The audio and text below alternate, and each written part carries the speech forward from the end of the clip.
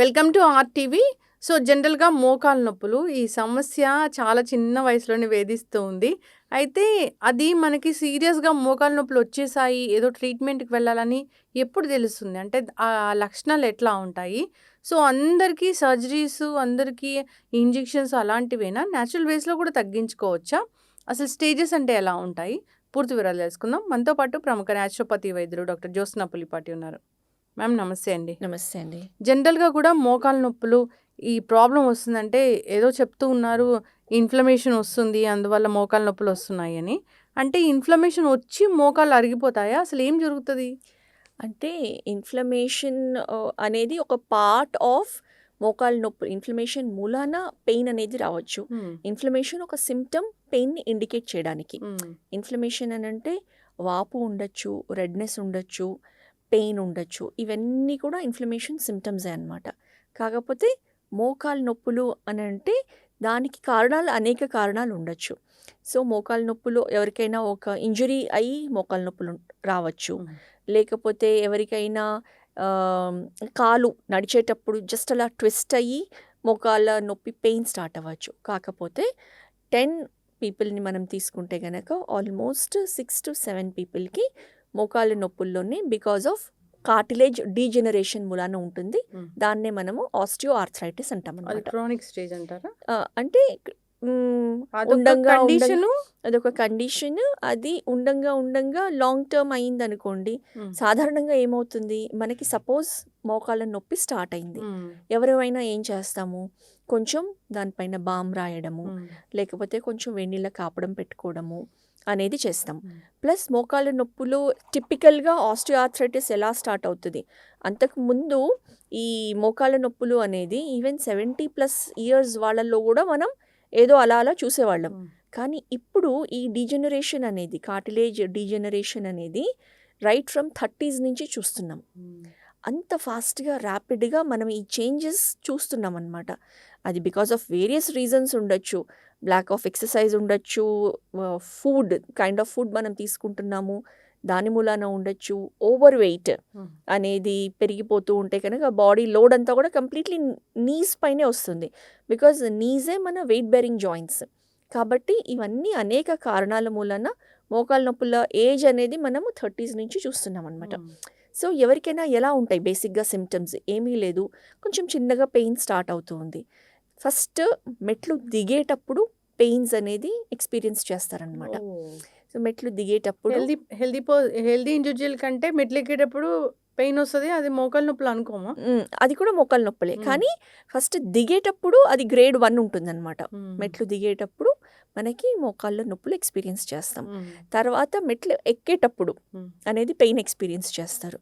తర్వాత ఎక్కడైనా మనము బయటకు వెళ్ళినప్పుడు హిల్ ఆర్ కొంచెం స్లోప్ ఎక్కేది ఉంటే, కొంచెం ఈవెన్ ఒక 30 degree యాంగిల్ స్లోప్ ఎక్కుతూ ఉన్నప్పుడు మోకాళ్ళ నొప్పుడు ఎక్స్పీరియన్స్ చేస్తారు.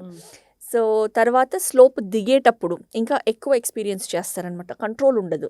నడిచేటప్పుడే వాబ్లింగ్ మూమెంట్ అంటాము. ఆ కాలు అనేది ఇలా ట్విస్ట్ తిరిగిపోతూ ఉంటుంది, ట్విస్ట్ అవుతుంది, కంట్రోల్ ఉండదన్నమాట అడుగు తీసి అడుగు పెట్టేటప్పుడు. సో ఇవి తర్వాత వచ్చేసి ఇంకా ఉండి వాపులు రావడము, అండ్ ఎక్కువసేపు నిలబడితే మోకాలు నొప్పులు రావడము, ఎక్కువసేపు కూర్చొని లేవలేకపోవడము, కింద కూర్చొని లేవలేకపోవడము, తర్వాత ఇంక అసలు కంప్లీట్గా ఇంట్లో ఉండి బాత్రూంలోకి వెళ్ళడానికి కూడా ఇబ్బంది పడేది లాస్ట్ స్టేజ్ అన్నమాట. సో ఈ డిఫరెంట్ స్టేజెస్ చూస్తాము. అండ్ సివియారిటీ ఇంకా ఇంటెన్సిటీ ఆఫ్ ద పెయిన్ అనేది అది ఎన్నాళ్ళ బట్టి ఉంది. తర్వాత ఒబీస్గా ఉన్నారు అని అంటే కొంచెం సివియర్గానే ఉంటుంది. వీటన్నిటిపైన డిపెండ్ అయి ఉంటుంది. డాక్టర్ గారు, ఇప్పుడు అసలు జనరల్గా మోకాలు నొప్పులు వస్తున్నాయంటే అందరూ కూడా ఏదో ఒక పెయిన్ కిల్లర్ వేసుకొని దాన్ని ఇంకొక స్టేజ్కి పంపించేస్తూ ఉంటారు. ఎగ్జాక్ట్లీ. అప్పుడప్పుడే స్టార్ట్ అయిన మోకాలు నొప్పులు మీరు చెప్పిన ఆ లక్షణాలతోని ఎవరైనా న్యాచురోపతి డాక్టర్ దగ్గరికి వచ్చినప్పుడు అంటే ట్రీట్మెంట్ అనేది ఎట్లా ఉంటుంది? సో మనం ఫస్ట్ అసెస్ చేస్తాం, ఫిజికల్గా ఎగ్జామిన్ చేస్తాము. తర్వాత అవసరమైతే మనం ఎక్స్రేస్ చూస్తాము. ఎందుకనంటే ఇంటర్నల్ కండిషన్ చూడడం మనం ఇంపార్టెంట్. సో అది గ్రేడ్ అసెస్ చేసిన తర్వాత ఇప్పుడు వాళ్ళు ఎక్కువ ఒబీస్ ఉన్నారు, కొంచెం 40sలో ఉన్నారు అని అంటే మనకు అర్థమైపోతుంది. వాళ్ళు వెయిట్ లాస్ అయితే గనక వాళ్ళకి మోకాలు నొప్పులు అండ్ నీ స్ట్రెంథనింగ్ ఎక్సర్సైజెస్ చేస్తే గనక వాళ్ళకి నీ పెయిన్స్ అనేది కంట్రోల్ అవుతుంది, డీజనరేషన్ అనేది మనము స్లో డౌన్ చేయొచ్చు. సో వాళ్ళకి అటువంటి అడ్వైస్ ఇస్తాము. ప్లస్ ఆల్రెడీ ఉన్న పెయిన్స్కి మనం థెరపీ ఇస్తామన్నమాట, treatment. So treatment based on acupuncture ఉంటుంది, తర్వాత ఓజోన్ థెరపీ ఉంటుంది. సో నెక్స్ట్ స్టేజ్ వాళ్ళకి ఆల్రెడీ కార్టిలేజ్ డీజనరేషన్ అనేది గ్రేడ్ 2, గ్రేడ్ 3లో ఉంది అని అంటే మోకాల మధ్యలో గ్యాప్ తగ్గింది, ఆల్రెడీ వాళ్ళకి కింద కూర్చోలేకపోతున్నారు, లేకపోతే ఈవెన్ నార్మల్గా కూర్చొని లేవడానికి ఇబ్బంది పడుతున్నారు, కాళ్ళంతా పట్టేస్తూ ఉన్నాయి, నడవడానికి కొంచెం దూరం నడవడానికి ఇబ్బంది పడుతున్నారు.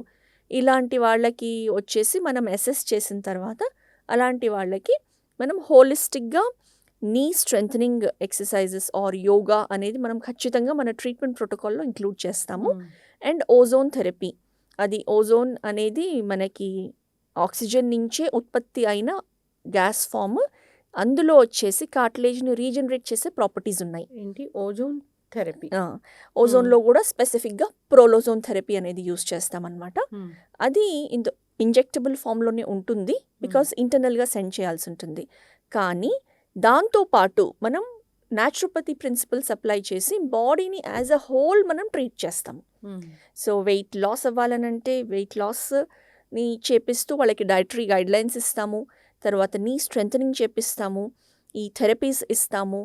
ఓవరాల్గా హోలిస్టిక్గా మనము ఈ డీజనరేషన్ అనేది అండ్ ఫస్ట్ కన్సల్టేషన్లోనే వాళ్ళకి టు వాట్ ఎక్స్టెంట్ మనము ఇది ట్రీట్ చేయగలుగుతాము అనేది క్లియర్ పిక్చర్ చెప్పగలుగుతాం. అంటే ఇంకొక స్టేజ్కి వెళ్ళకుండా, నెక్స్ట్ స్టేజ్కి వెళ్ళకుండా ఆపేస్తారు ఇక్కడే?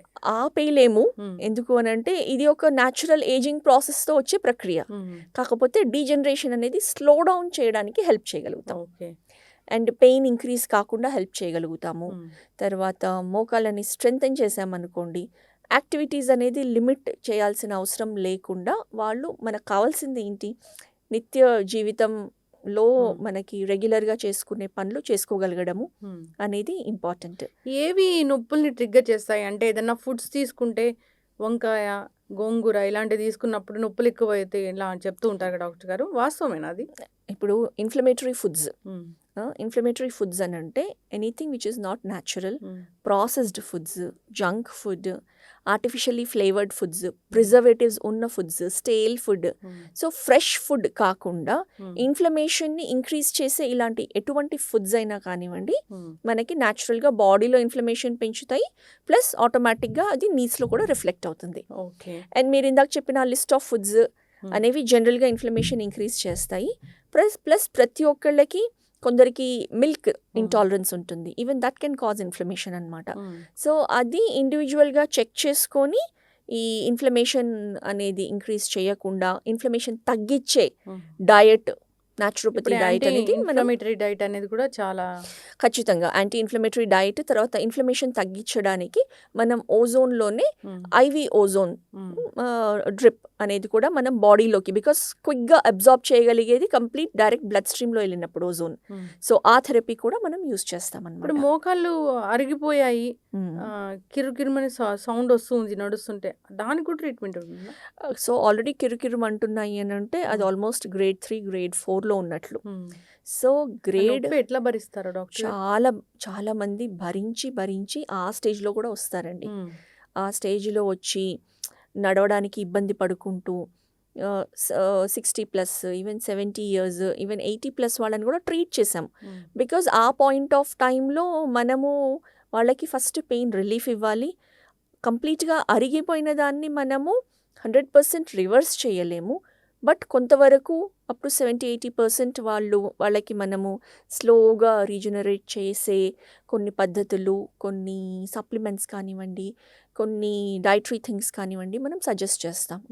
సో అది మేనేజ్ చేయగలిగే కండిషన్లో ఉంటారనమాట. ఓకే.